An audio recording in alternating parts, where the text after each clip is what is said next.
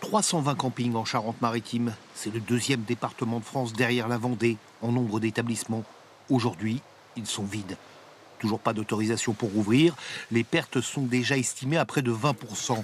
Les campings ouvrent leurs portes en général en avril et l'avant-saison est tout sauf négligeable.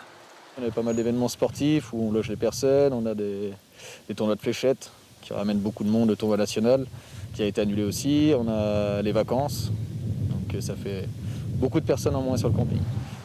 Les professionnels planchent avec le ministère sur les modalités d'une reprise éventuelle. Un protocole sur les mesures de protection est en cours d'élaboration. Point particulièrement délicat, l'utilisation des équipements sanitaires communs. Derrière chaque personne, il faudra sûrement désinfecter, donc derrière les portes, dans les douches, les lavabos.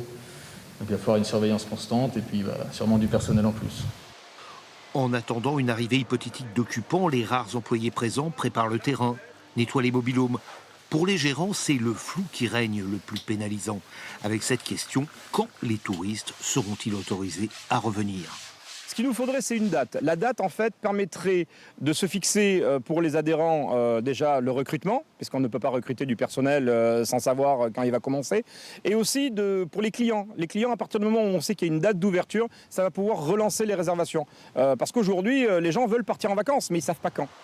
L'heure de l'apéro et de la partie de pétanque n'est pas encore fixée, peut-être début juin si tout va bien.